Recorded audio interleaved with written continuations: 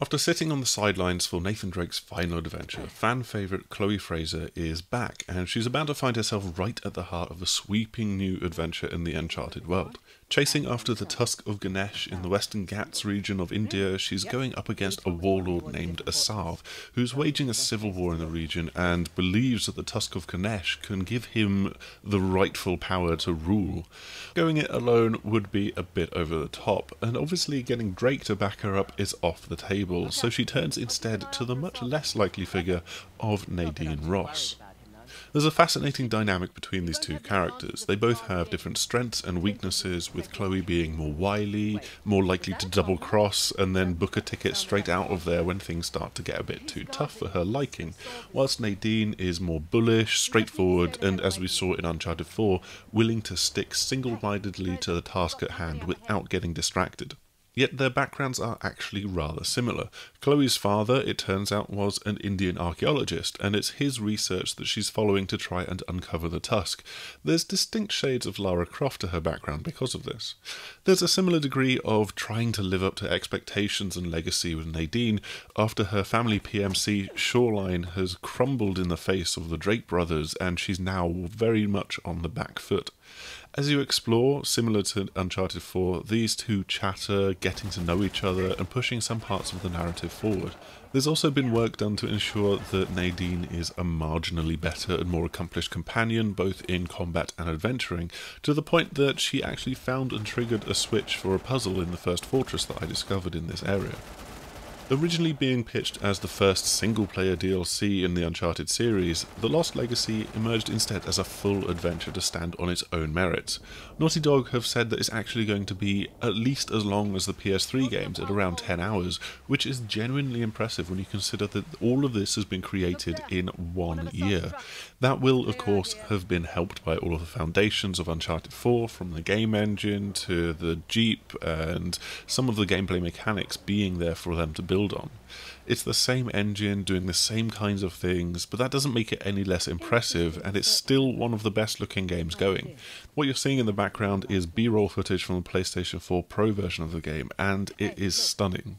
The Western Ghats are lush and verdant, and they're ripe for exploring and really showing what this game engine and the PlayStation 4 can do. Developed by a different team within Naughty Dog, which is headed up by two new creative leads, they've also been able to push the envelope in a number of ways. This might be a kind of best-of compilation of Uncharted gameplay, where you have some of the more overt puzzle temples from the original games mixed in with the more wide linear level design and third-person action gunplay that has more than a few hints of stealth to it from Uncharted 4. But what we have here is Naughty Dog creating both the largest single area in the series' history and loosening the shackles of linearity even further.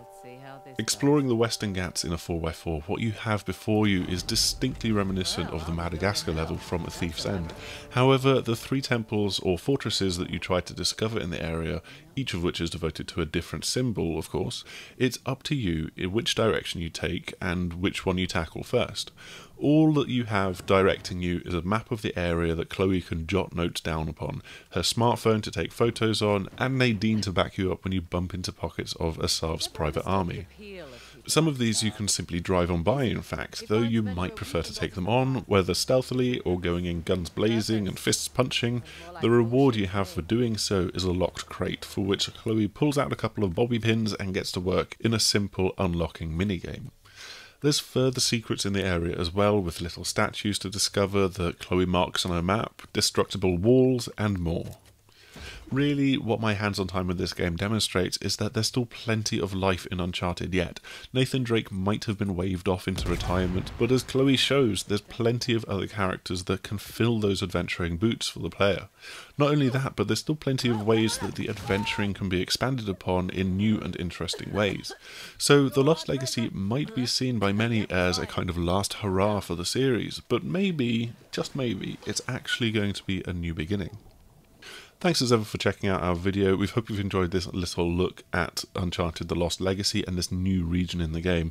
If you have enjoyed it, please do like, subscribe and share this video with others, and you can also come and visit us over on the6thAxis.com for our written reviews, previews, features and other stuff to do with games.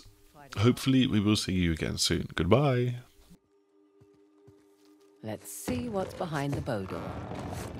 Another old fortress, sitting smack dab in the middle of the lake bed. I'll jot a bow on the map in that spot.